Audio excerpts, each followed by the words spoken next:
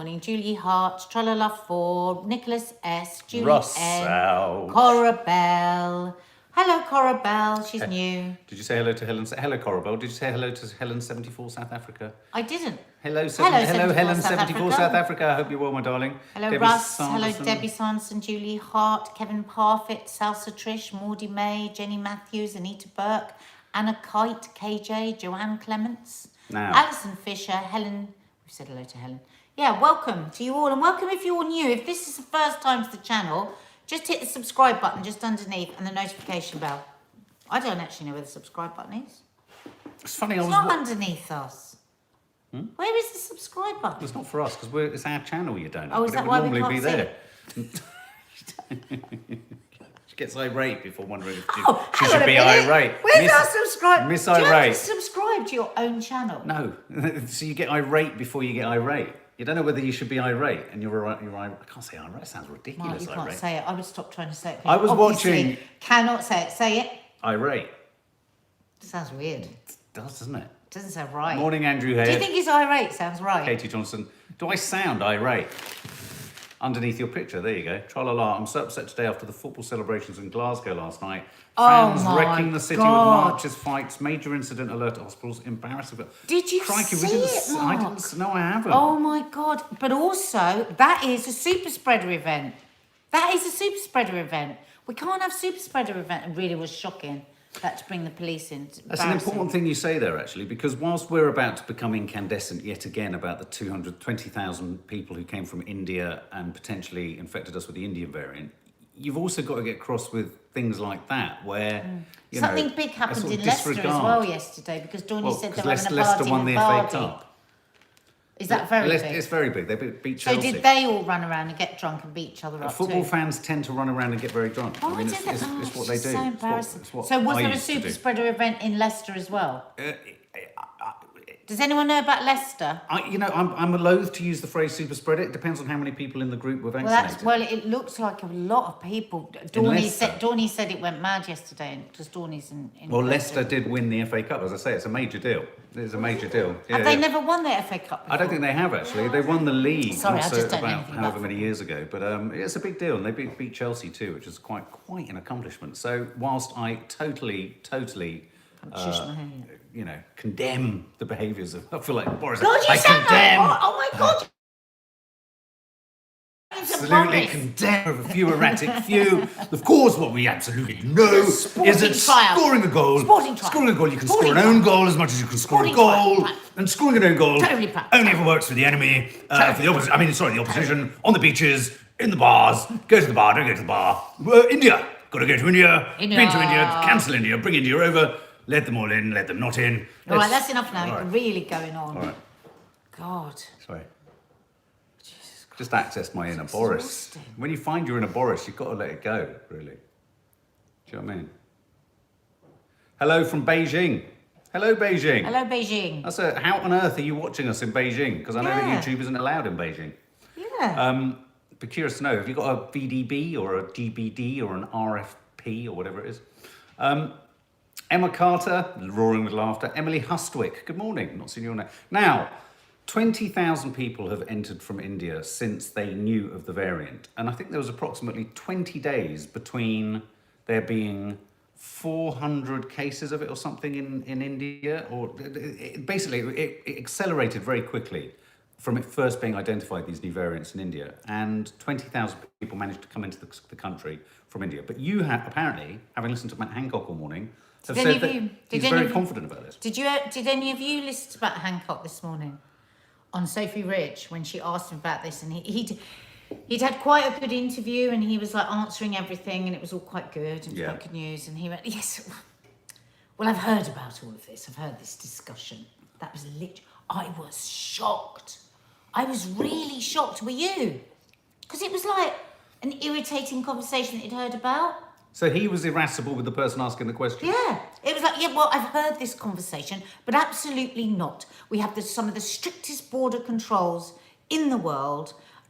Every single person was vaccinated before it was a variant of concern. It's all about numbers.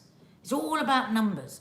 And we had very strict testing every single person that was tested, that came in, and then it was a strict 10-day quarantine. Well, I think I heard a figure today that only 1 in 300 people are contacted when they're in a strict at-home quarantine. So that is failing miserably, and it's going to be a real problem for us with variants down the road.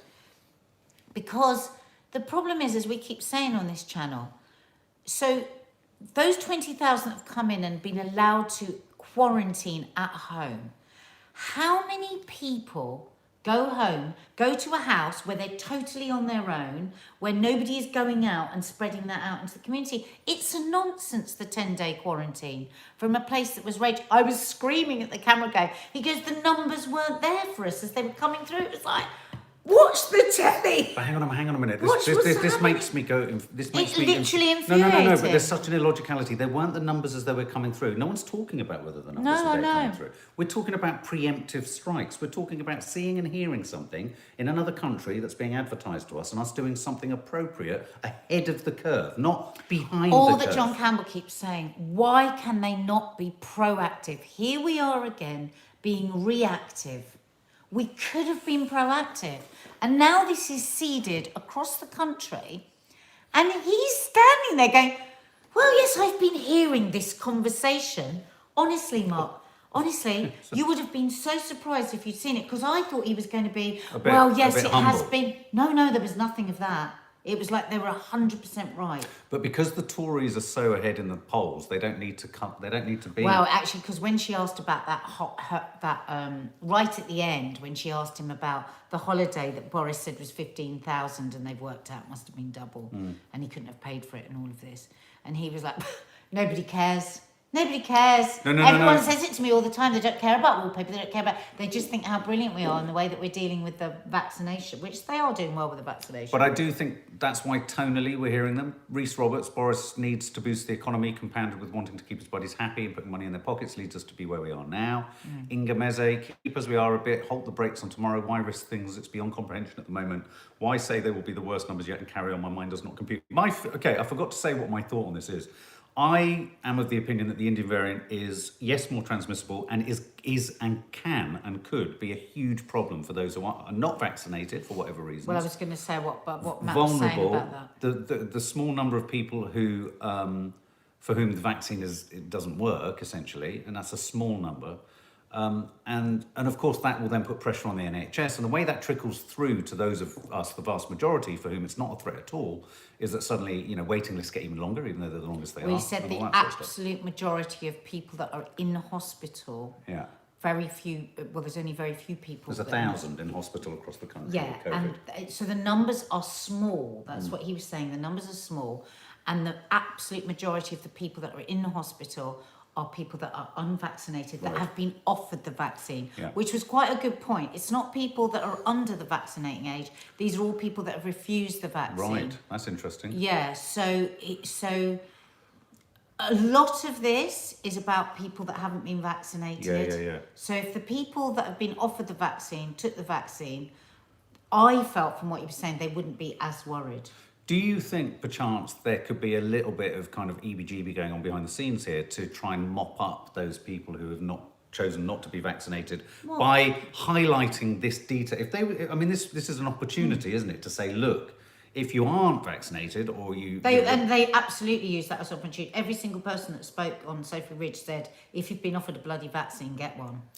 Oh, it's just broken in on the Daily Mail. Over 35s will be invited to get their COVID jabs this week, as Britain steps up its vaccine drive amid Indian variant fears.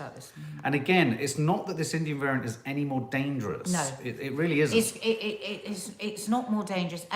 And at the moment, it's just below 50% chance that it could be more transmissible. That's what one scientist was saying. But then Matt Hancock was saying it is more transmissible than the Kent variant. So... We don't. I couldn't get. Because of all the different people that were talking, they were always saying something slightly different. I mean, it's a little bit like trying to dry yourself in a fully running shower, isn't it? Trying to criticise any of the behaviour of the government. So as this 20,000 Indian variant sort of moves down the sort of conveyor belt away from us, like the generation game, something that we just forget to remember. They'll get away with it. Lee says Andrew Marr asked Matt Hancock today, why aren't we doing mandatory vaccines? I'm pro-vaccine, but my jaw hit the floor over even the suggestion of such a thing. Well, what was his answer, Lee? What did he say? Charlotte Yeah, he Roberts. did say that, Kate. That's what I thought he said. Katie Abigail. Girl said, yeah, that's right, because Sophie Ridge said, is it true over 35-year-olds? Matt Hancock said this morning, no, it's over 38-year-olds. The So I Daily think, Mail have just. yeah, broken so it. they've got it wrong, because he actually... But that story's just broken. Maybe But he it's been stood corrected. there as the vaccine, as the health right. secretary, and he said, no, that's not true. Morning, Tim. This is the government scrambling again as they don't know how to manage this pandemic. Charlotte Roberts, did anyone see footage of the anti-lockdown protest in London? There were thousands there. No. Well, I do think, I mean, you know, the fact that they are carrying on with the lifting on Monday, I think should make us all feel a little bit better. But then again, they've made terrible mistakes all the way through.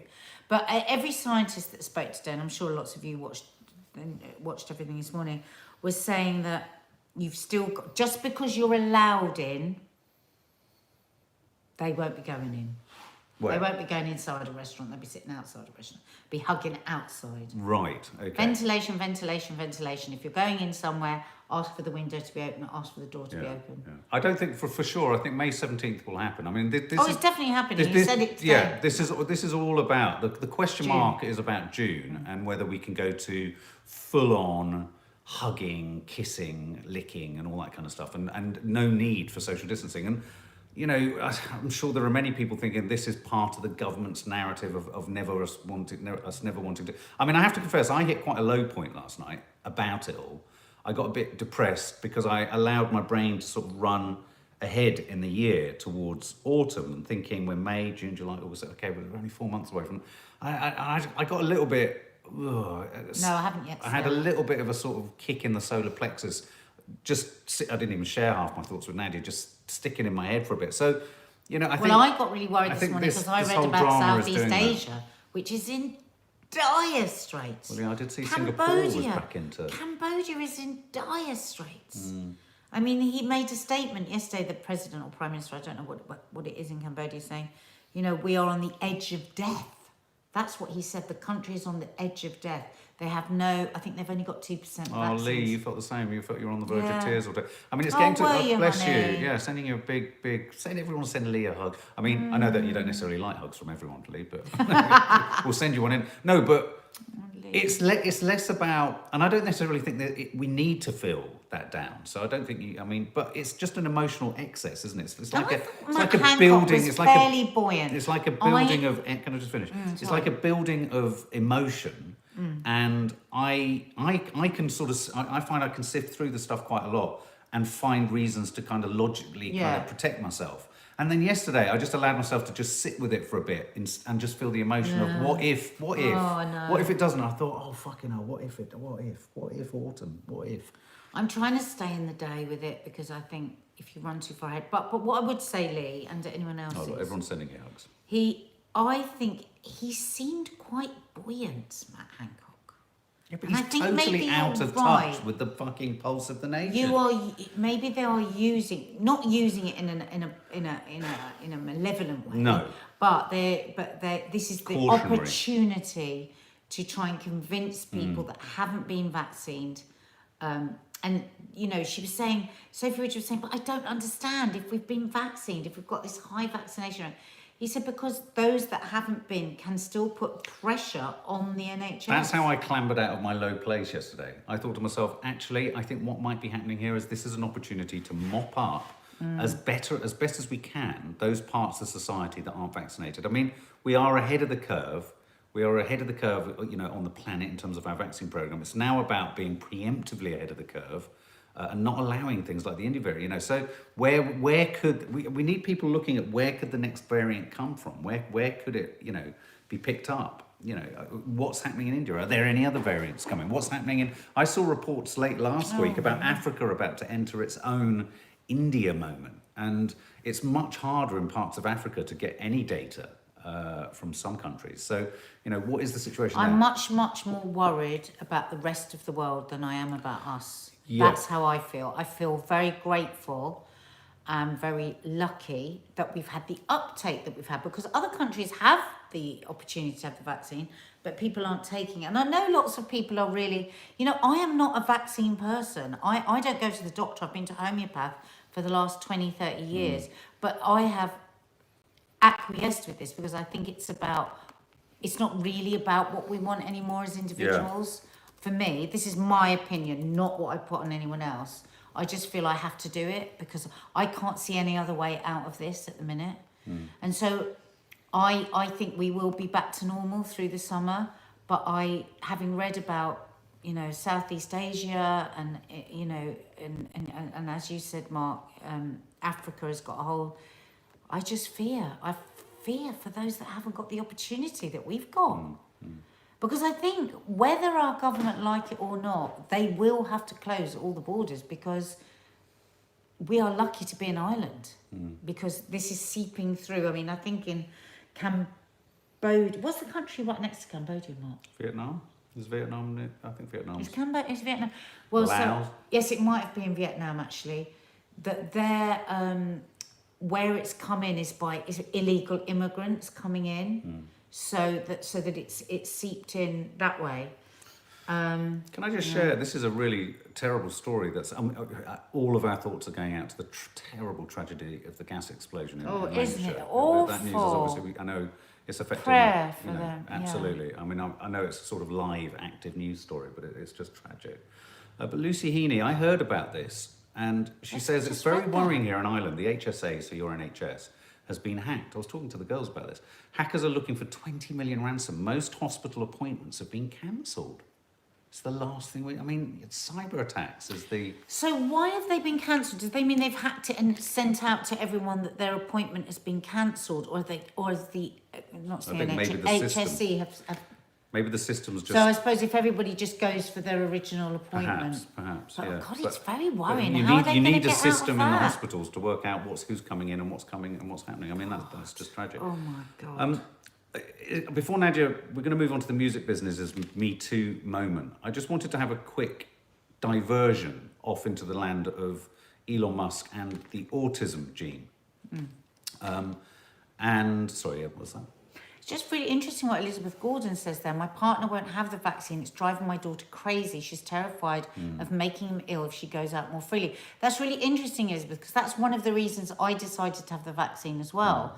Was because I do have my worries about the vaccine, like you do anything that we take. But it's like I said to my parents, we can't have these teenagers feeling like they're responsible for our lives. But I just thought, what a good chat to do for how to stay married. Yeah, it is. How would you manage if you both have very different... It's difficult that neither of us do have different No, things. but we'll get lots of people to send it in. I think that'd be really interesting. Would be interesting. Elon Musk and the autism gene. I just wanted to just touch upon this just for a moment. Obviously, he was on Saturday Night Live as a guest host, and he announced on the programme that he has Asperger's. And there's a piece in the Times today, and it's called Elon Musk and the Autism Gene Driving Us All On. And I just thought it was really refreshing to read something which was a positive discussion on the fact that unconventional thinkers, a professor of developmental psychopathology, Simon Baron-Cohen, it talks about how he thinks or he believes that human evolution and ingenuity over the past 100,000 years has probably been driven by those who would traditionally or diagnostically sit on the autism spectrum. And that in fact we wouldn't have made any of our astounding sort of developments or progresses in time if it wasn't for people being autistic or having some sort of degree of autism. And I personally, I don't know what you think, I just wanted to know what you guys thought really. I'm of the opinion that everyone is on the autism spectrum to some degree. I think it's a way of reviewing. Obviously there's severe autism. And I mean, when you look at the definition in this article, the definition of struggling with social situations, an inability to deal with a change of routine, a stickler for detail. They talk about Bill Gates being able to remember the number plates of every single car in the car park, so he knew who was in as he walked into the building. I mean, this is astonishing stuff. And so I can, and yet I think you can sort of have these. Did you identify with something? I really did, and I really identified with some of the stuff around social anxiety. I think a lot of social anxiety comes from a sort of, again, this book that you bought this week, Hypersensitive. I think it'd be really interesting to just review autism, not as something that's a, in inverted commas, disability. I think we're moving so far along with that, though, aren't we? Yeah.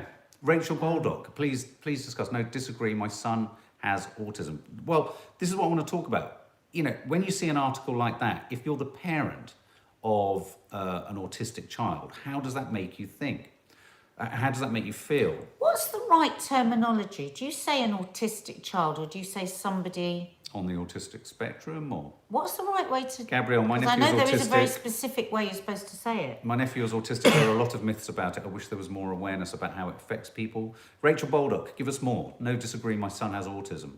My two are diagnosed. Nicola Higgins, it's evolution, not a disability. Yeah. And an energy lady, I've encouraged my children to be who or what they want. They have all thrived. Selena Lufog, I agree. We are all on the spectrum. I have 3 children on the spectrum. I am FM. Yeah, and Melanie Williams, that's a good point. Then again, it depends course, where you are on the exactly, spectrum. of course, Absolutely, of absolutely. course. I mean, we regularly have Christine McGuinness on Loose Women, and she has 3 children. Oh, I can't remember, what's the way you say it? Do you say with autism? Somebody tell me. Somebody educate me, because I know there is a particular way to say it. And, you know, oh God, she loves those kids so much.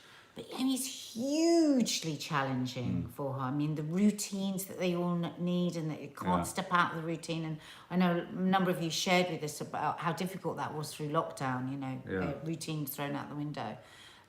Hugely challenging. Yes. Becky Hicks, I disagree too. My son has Asperger's. We say he has autism, not he's autistic. He has autism. Yeah. Okay, yeah. Emma Carter, my son is on the spectrum, can't cope socially or with change, but is very intelligent. Elspeth Caithness, absolutely Mark, spot on. My partner can remember part number for the machines he fixes. He's a very detailed person. Mark. It's just unbelievable what he can remember. And sometimes when I've been in tears with my homeopath saying, oh my God, my memory is just... And she said, Nadia, you live with somebody who has the memory of about 1% of the population. So she said, so that is very, very difficult for you. Sorry.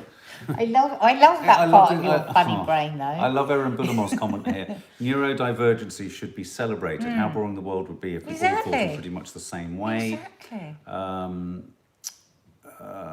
Catherine Hamlin, I think there is an overdiagnosis of what used to be personality quirks, depressed, autistic, OCD, sad, things like that. Charlotte Roberts, I'm fascinated by Elon Musk and his brain. I often wonder if I'm on the spectrum as I have a lot of traits of high-functioning autism.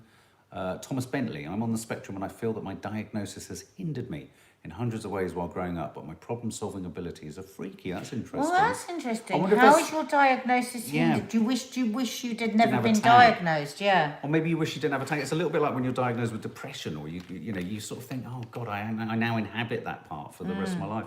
Abby Reed, my partner is autistic. She was diagnosed age 40. She feels better now that she understands why she is different. That's like me with my ADHD. That's why I want to be diagnosed, because it would just make me feel better. Yeah. Rachel Baldock, they now diagnose ASD. They don't diagnose Asperger anymore from bringing up a child with autism, and he's totally different to my other 3 children. I knew even as a baby that he was different. Well, thanks for that extra detail there. Nicola Higgins, my ADHD adult diagnosis was a relief. I mean, you often say you sort of feel that you're on the ADHD. People have always said it to me. But anyway, I just thought, again, it's just that tolerance, isn't it? It's that reappraisal. That, me too. That's an interesting point. Sometimes a diagnosis defines you. We have talked about that somewhere on one of our depression talks. Because we've always all said, haven't we? We all think that you are on the spectrum. What would that mean to you if you were diagnosed? Would you be interested to be diagnosed? I would be interested, but I tell you where my problem comes with it. And I've often had this problem with all my girls, the idea of defining them by some kind of mental health issue or trait or whatever. It's not a mental health issue. No. But I don't think there's any problem with identifying it. I think where the problem creeps in is in the social understanding of it.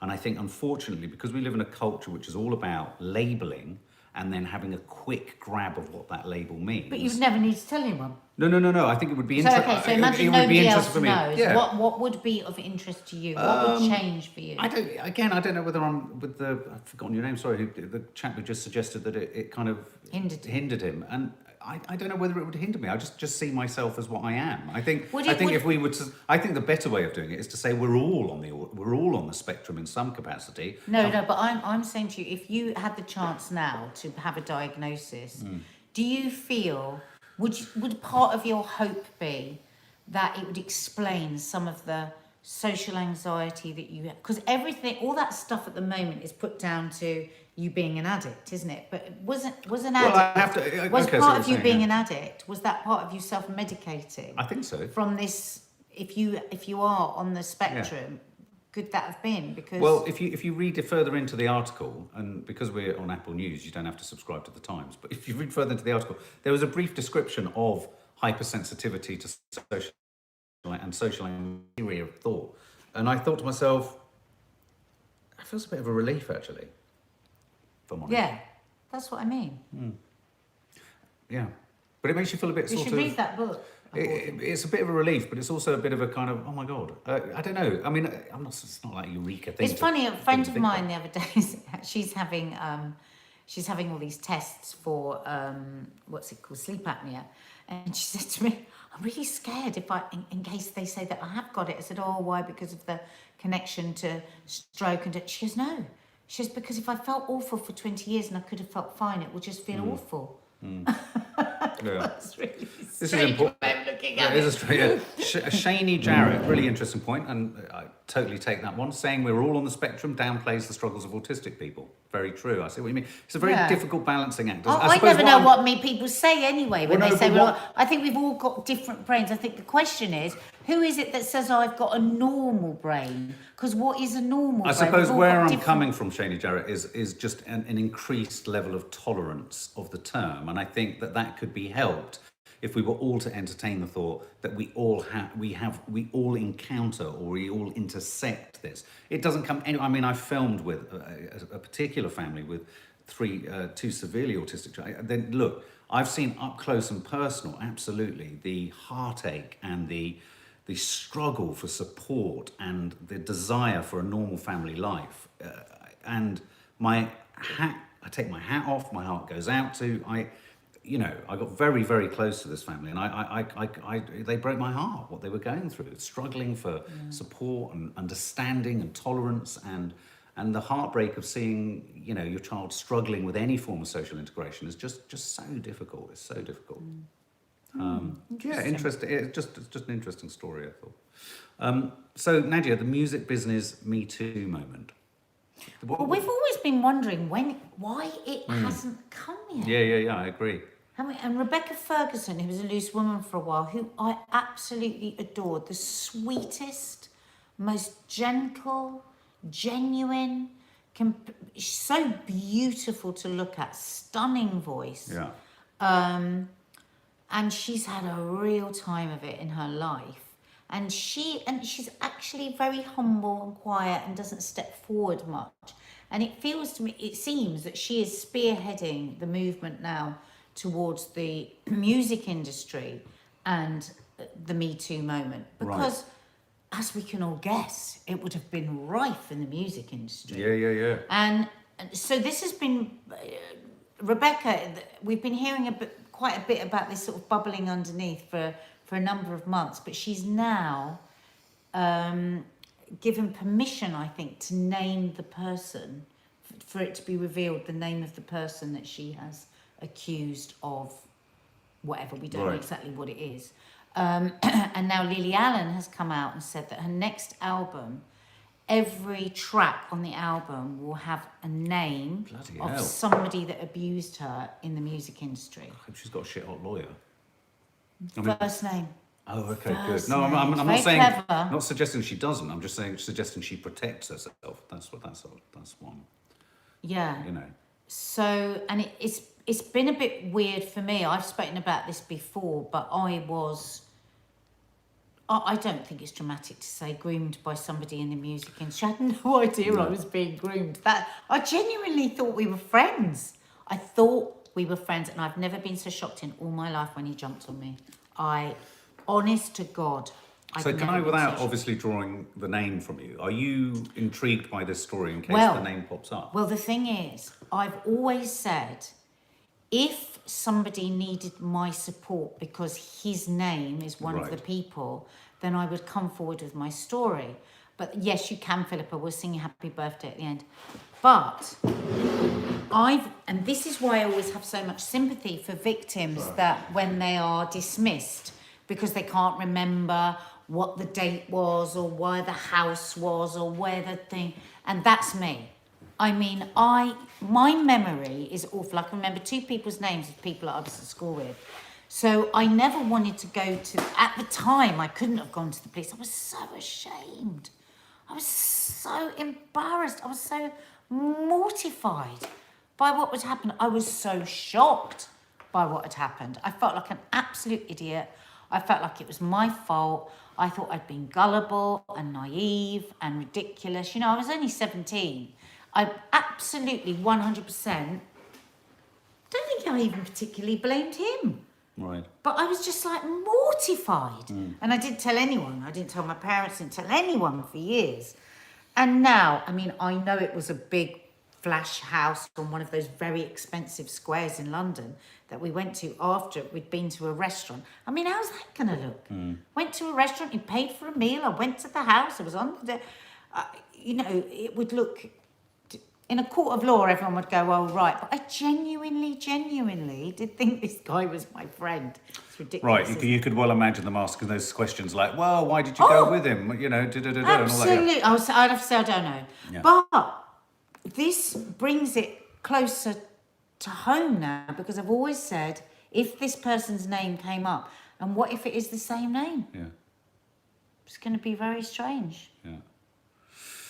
Because, of course, I was never in the music business. No. I was never in the music business. I met this person by... So what, was he promising you a record deal or something? No, God. It was really funny because loads of times he was representing some very big bands at the time. And he kept saying to me, "Oh, so-and-so," I can't say the name because then you'll know who the person is on the phone now. Would you like to say hello to him? And I was like, no. You weren't impressed? No, because why would I want to say hello to a famous pop star? What am I going to say after Because I said obviously that's hello? probably worked for him with other people. Exactly, but I mean, it never worked for me. I just wasn't interested at all. So he must have thought I was very odd. Yeah. Just quickly, as a side adjunct, Ryan Kemp, I hope I pronounced it, Ryan Kemp is cycling 400 miles to raise money for the Anthony Nolan Trust. Everyone give her a shout, absolutely. Oh, well done, Ryan. Ryan, well done, and keep up the good work. I remember years ago contributing. Did you contribute bone marrow? I'm on the Anthony Nolan. I donated a. I think they check you, don't they, to see if you're. Yeah. When I was working at ITV, I did it. We did a story about a boy. So we need to say happy birthday to Philippa, and there was somebody else. Sorry, you just swung it off. Sorry. Hello, Helen Alice. Hello, Simone Turley. Hello, Jacqueline Frost. Hello, user one. So whose else's birthday was it? Ross Souch. Nadia's going to start talking about her teeth again in a minute. That was such a funny vlog. Oh, it was like an Alan Bennett talking head, wasn't it? I haven't seen Talking tooth. Happy birthday to you. Happy birthday to you. Happy birthday, dear Philippa. Happy birthday to you. And apparently the other one is Isabel. Happy birthday to you. Happy birthday to you. Happy birthday, dear Isabel. Happy birthday to you. And it's Christine's 55th. Oh. Happy birthday to you. Happy birthday to you. Happy birthday, dear Christine. Happy birthday to you. There you go. Couple of things, guys. First of all, thank you, as always, everyone, for wishing my dad well.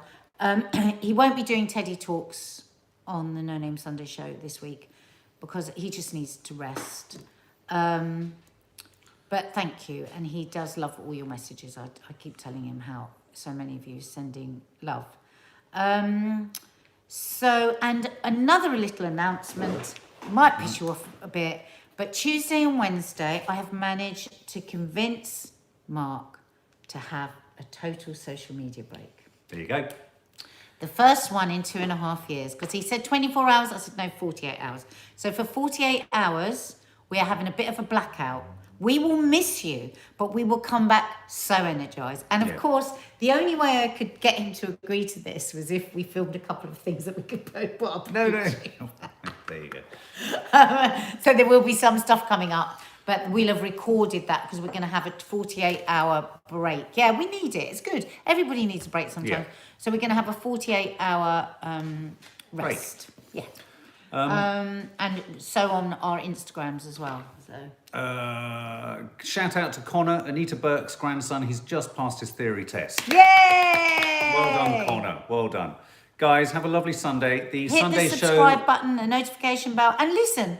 There's 817 of you here, and only 175 of you have hit the like button under the camera, under the screen here. So we'd like it if more of you did. Yeah, why not? Because we've had a nice time of it. There you go. 200, mate. We've enjoyed having you. We've enjoyed chatting. And again, like with the chat on autism, lovely to have your experiences inform feelings or thoughts that we have, because we literally will come. We don't come off this and go, all right. We always talk about everything. We always talk about it, think about it. We have our opinions changed. We're surprised. We're moved. All of those things. Yeah, and we will carry on that conversation about autism as well. And you know what? The thing is, this is why we love YouTube more than we love telly, because we have this interaction with you all the time. And also, lots of people always say to us, oh, you ought to do a reality show on television. Every time I do an interview and everything, and I say, we've got one here, and it's our vlogs, and it's how we can be so real and just do whatever we feel, and we can take the day however we want to take it, with nobody ever telling us or editing us or anything. It all comes. And we, you know, just honestly, if we were just posting stuff and just never talking to you, it wouldn't mean anything like it does to us. Nothing at all. Thank you. Nothing at all. And yes, someone's saying, obviously, we haven't talked about the Palestinian-Israel situation. We just hope that peace arrives soon. And not today, we haven't, but we have another. We have talked through about the it a week lot. we have. And if you check out our coffee mornings earlier in the week, you'll get a very clear sense of where we sit on the subject. So, and also, we talk about it for a bit in the No Name Sunday show this morning as well, in the newspaper bit. But also in the newspaper bit in the No Name Sunday show, we found some lovely uplifting stories. And in fact, if you want to join the members area, you don't have to. There's plenty that goes on this channel, but you get extra content there. And every Sunday we do a show, between an hour and a half and 2 hour show. And we do a cooking live every week, and then we do a members live where we give out cards that Mark and I sign. And it's 50 pence a week. So if you want to join that, just hit the join button underneath. And if you do join, if you become a new member, make sure you tell us the next time we're live, because we love to do a really shit welcome song. Yeah, really shit. But also, the Sunday show, it's a real treat. It appeals to all ages. It has different content for you to dip in. If you like food, there's food. If you like news, there's funny news. Actually, there's funny stuff. Maddie's funny stuff this week is an absolute corker.